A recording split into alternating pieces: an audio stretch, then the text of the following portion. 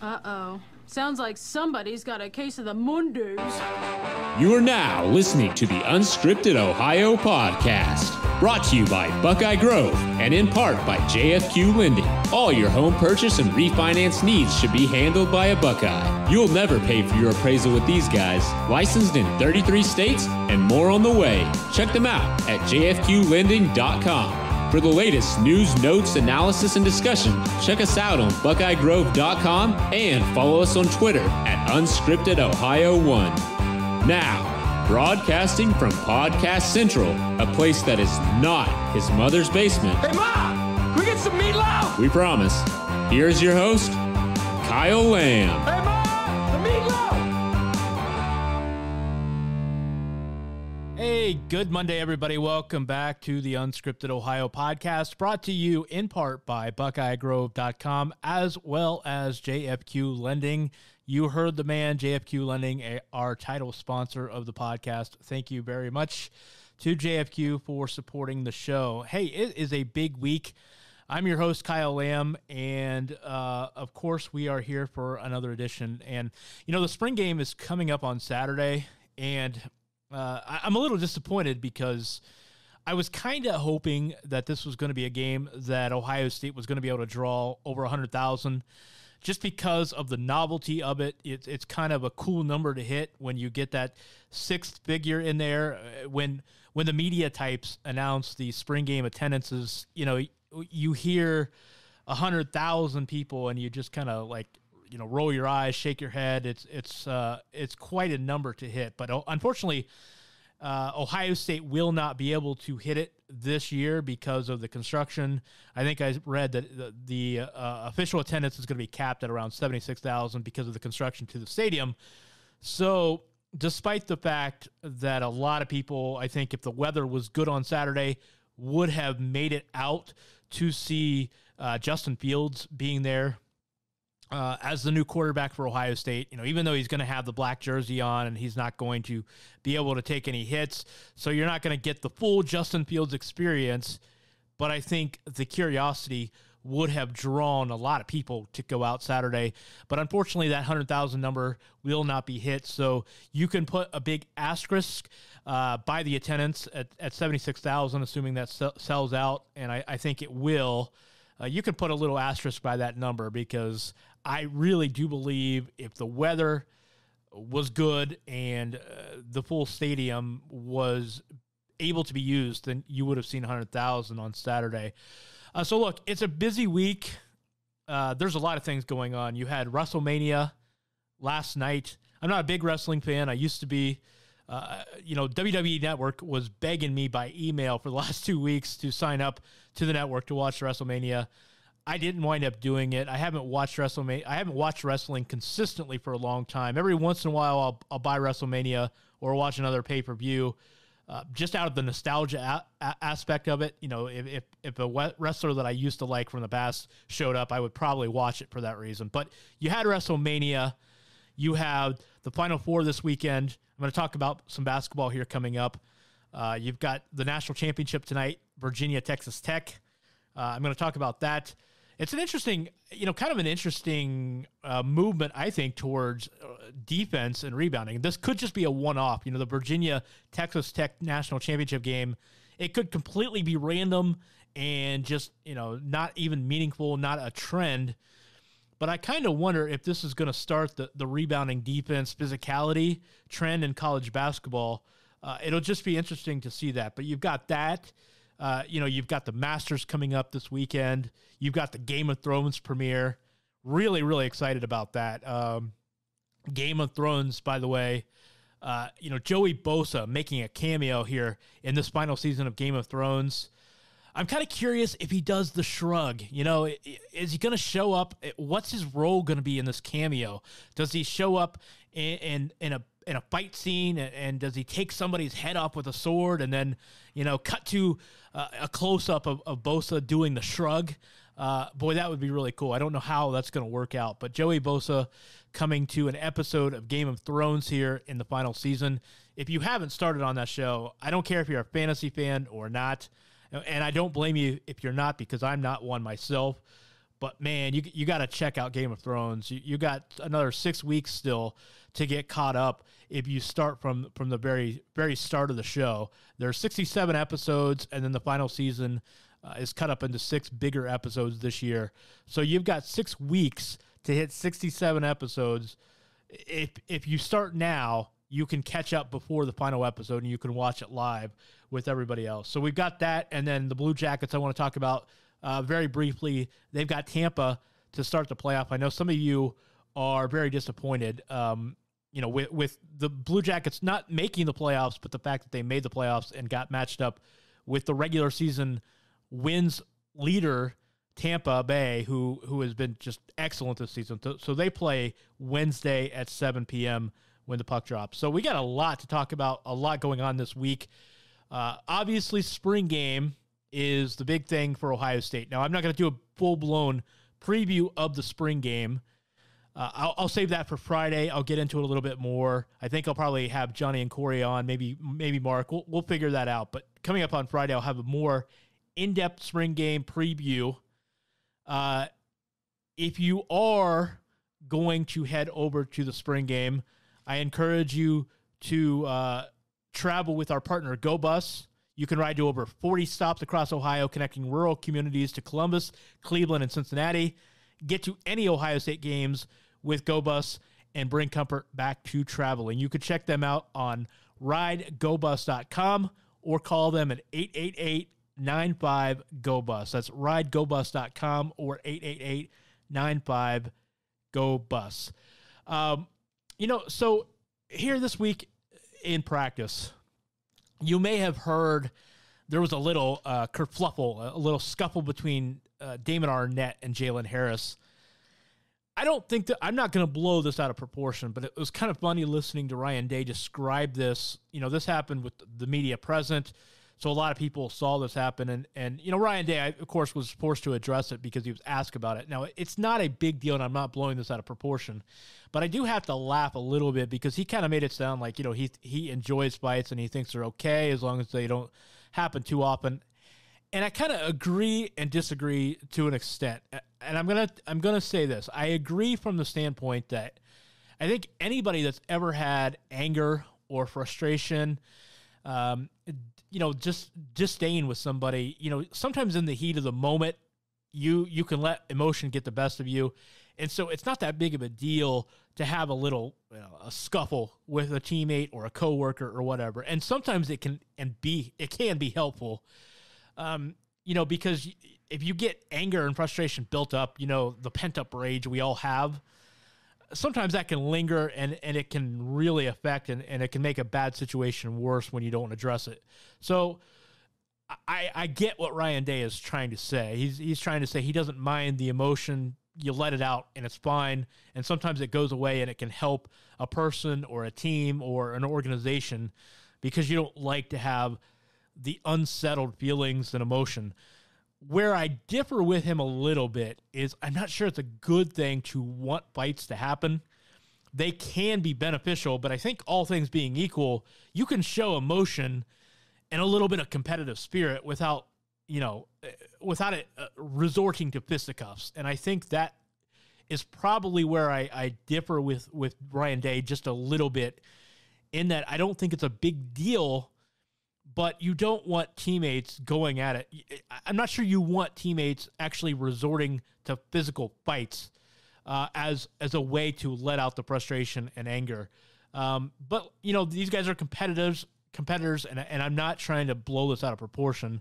It was just interesting to see. I do think it's good that you got a team that is getting to the point where they're competitive enough where they want to get to this in practice in spring. I think that you have a team, if they're competing that hard in spring, I think that aspect is a really good sign for Ohio State. And I think you've got a lot of interesting battles taking part, whether it's, cornerback or wide receiver or linebacker or some spots on the offensive line. This is why Ohio State is and will continue to be one of the great programs in the country, because when you have this kind of talent, this kind of depth, you're going to have intense battles for starting positions. And that's why I think the Alabamas and the Clemsons and the Ohio States and the Georgias of the world are separated, because they have those kind of intense battles. When you've got 4 and 5 star players going on your 3 deep roster, you've got some really talented battles going on in practice. And I think that helps Ohio State.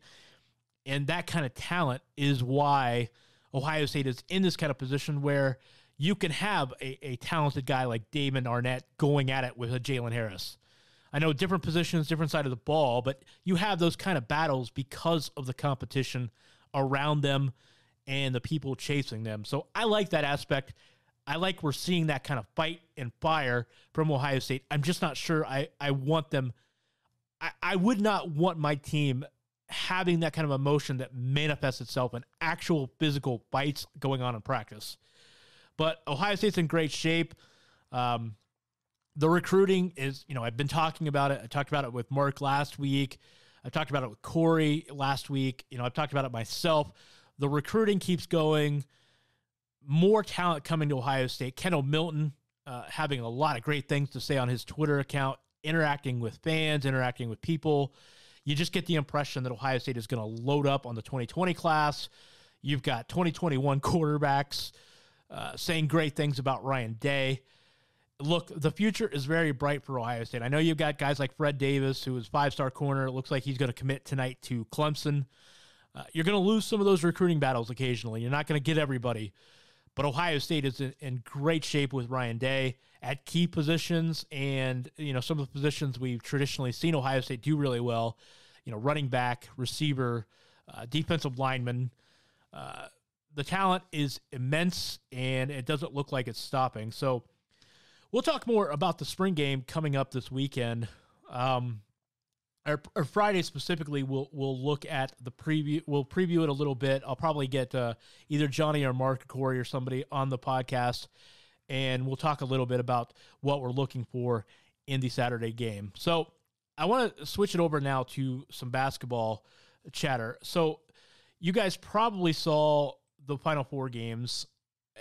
And for me, this was a really, really cool thing because I really wanted Virginia and Texas Tech in the championship so bad. And it's because I'm a basketball nerd. And this is kind of, this is where I don't understand some of the reaction from people.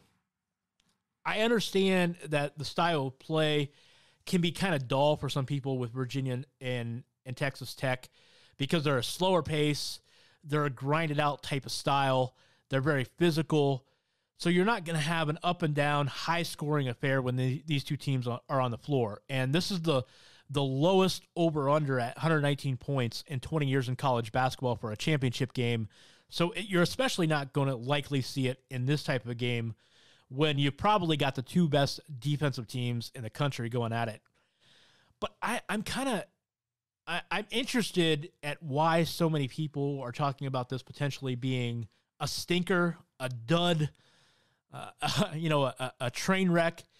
And I know I've seen some comparisons to the Butler-UConn game back in 2011, and that was a really bad game. Don't get me wrong. That was ugly. It's not just that it was low scoring. It was a very poorly played basketball game. Nobody could make a basket. It was too physical. There was no flow, no rhythm to the game.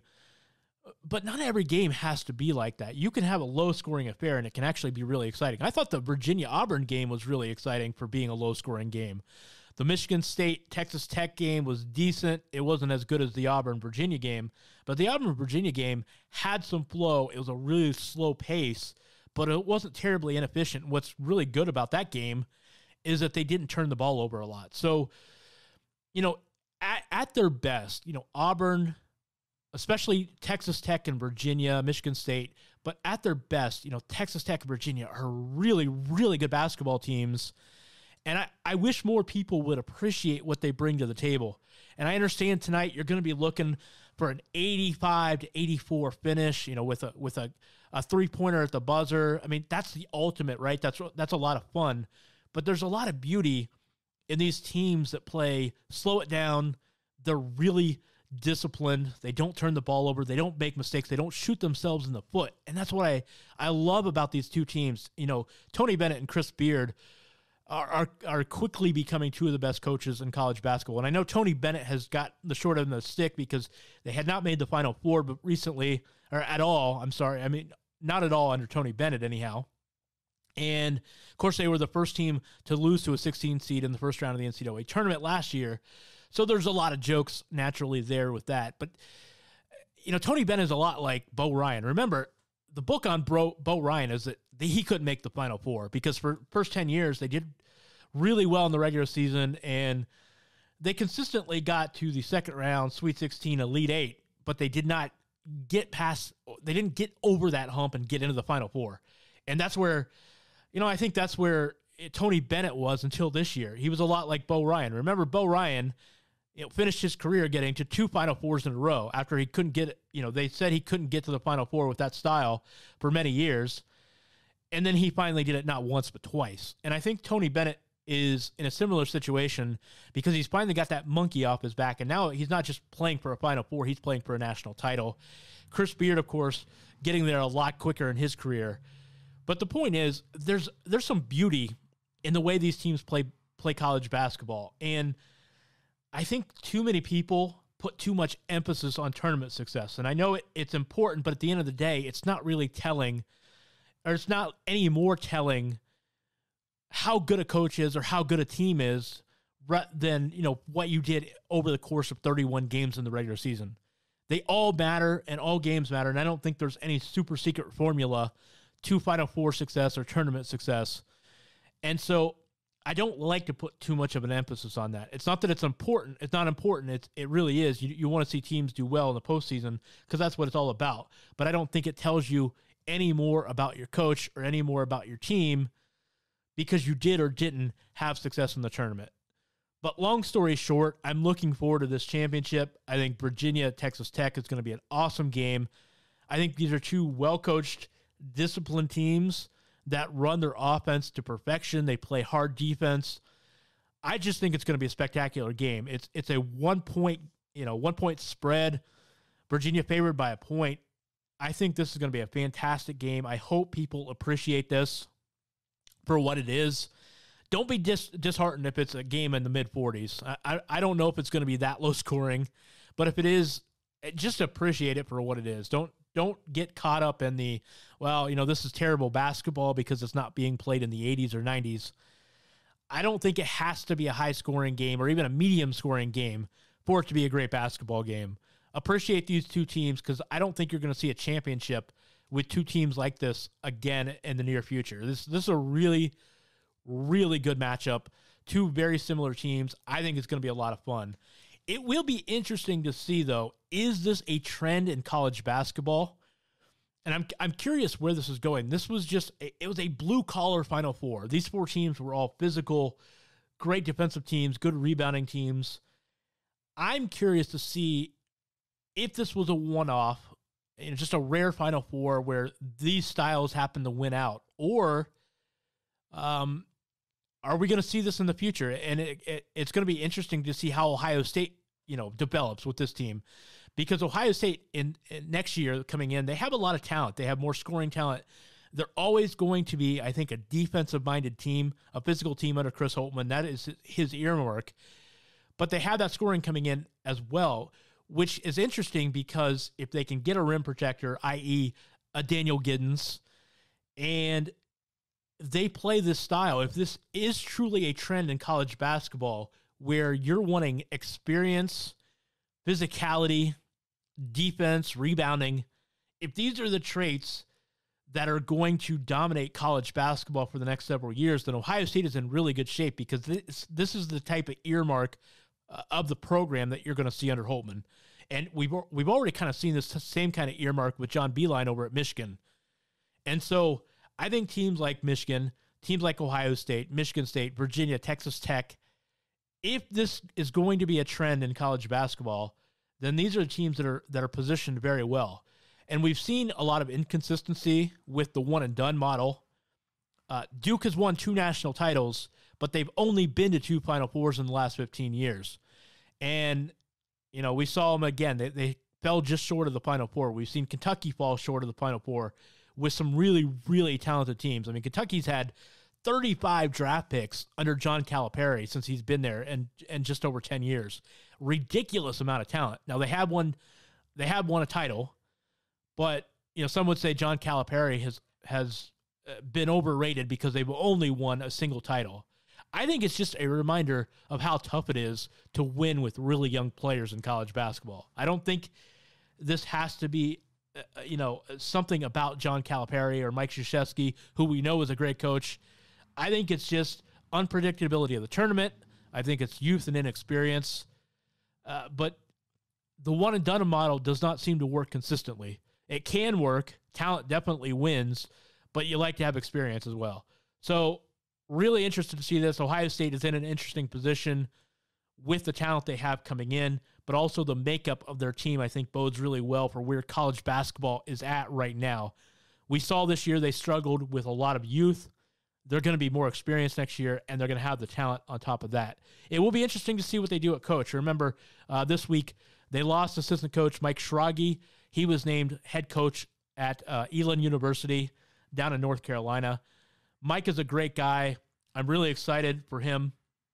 I think he's going to do really well there. He's been an assistant at Stanford, at Duke. He's been around. Really good mind. This is a tough blow for Ohio State. Some people have already asked, where does Ohio State go from here in replacing Schrage? Too soon to say. I know Scooney Penn, his name has been thrown around as a possible replacement. I'm not sure if they go that direction, if they bring somebody in with more experience or not, but I do think Scooney is somebody that's going to be in an actual coaching position here very soon. Right now, he's only able to recruit on campus, and he's able to coordinate some stuff outside of the actual basketball practices. He's not able to coach instruction-wise in terms of actual practices or game days, but he is very instrumental in the program. I'm not sure if he's ready to step into a coaching role or not, but his name is out there. We'll see what materializes here the next couple days.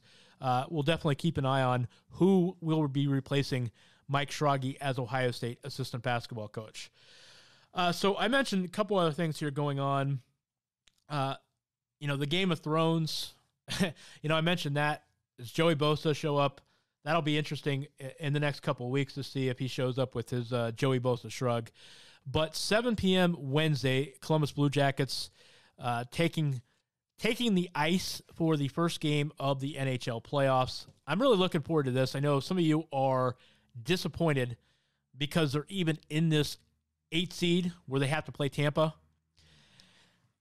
I want to share, look, I think it's just flat out sucks that Columbus has to play Tampa in the first round. And this is their own doing. They put themselves in this position. It's really going to be a gut punch if, the Blue Jackets' most talented roster with acquisitions of Matt Duchene and Ryan Zingle at the trade deadline, as well as Adam McQuaid, who's been injured as a defenseman. But some of these transactions that they made were really exciting for Columbus, and it'll be a gut punch if they have yet another first-round exit, third year in a row that they bow out in the first round. It would be a huge disappointment, especially with the Artemi Panarin cloud over their head, the Sergei Bobrovsky cloud. Do these two bolt after the regular season for free agency?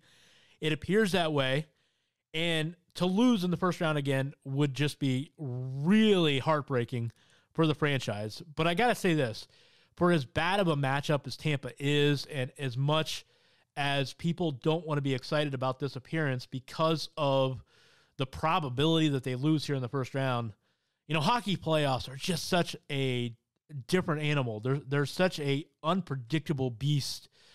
I'm not going to pretend that I'm excited, that I'm confident that the Blue Jackets are going to beat Tampa in the playoffs in this series.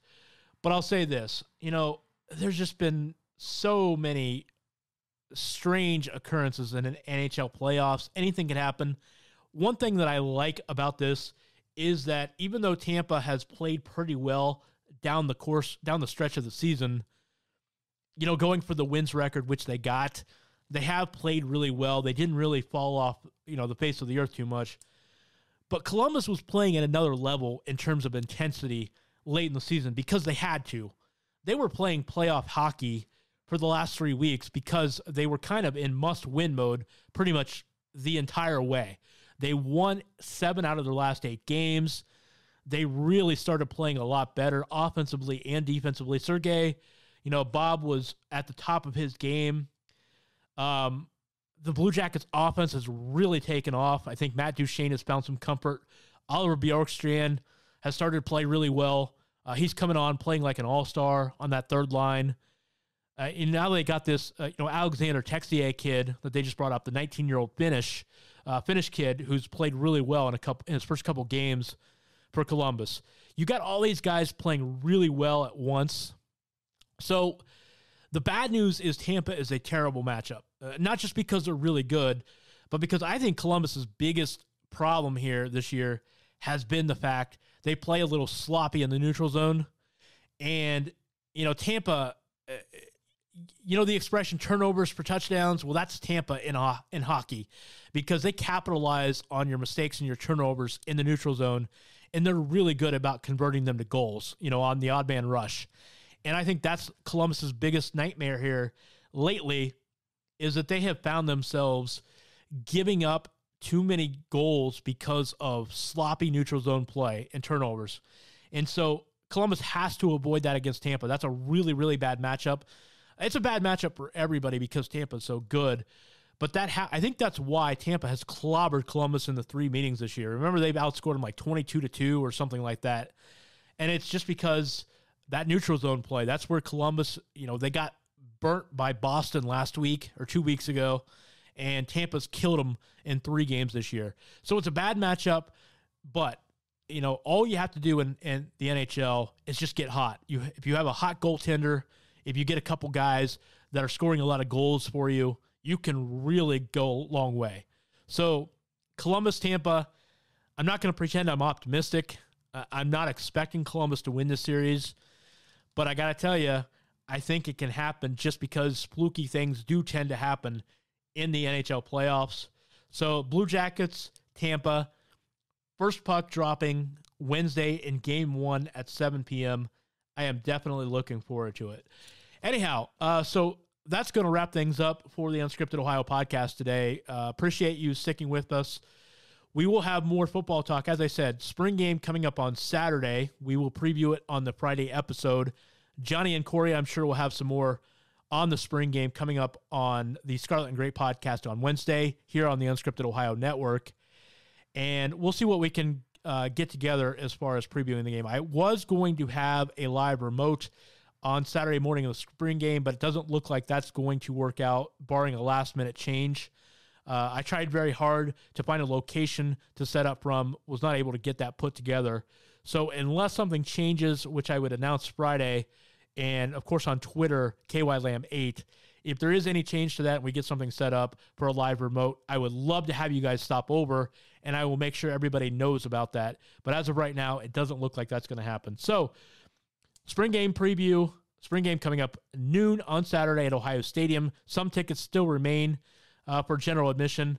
Be sure to check that out. If you would like to go over, there will be a 76,000 cap as far as attendance there on Saturday. Anyhow, that's going to wrap it up. As I said, check me out on Twitter at KYLam8. You can catch the show every Monday and Friday here on BuckeyeGrove.com. You can also catch us on SoundCloud, Google Play, iTunes, Stitcher, and Spotify. Again, Corey and Johnny coming at you on Wednesday with the Scarlet and Gray podcast, and I will be back on Friday to preview the Ohio State 2019 spring football game. Have a great week, everybody. You can get new episodes of Unscripted Ohio on Mondays and Fridays exclusively at BuckeyeGrove.com or anytime on SoundCloud, iTunes, Google Play, or Stitcher. Be sure to subscribe to stay up to date on all things Ohio State.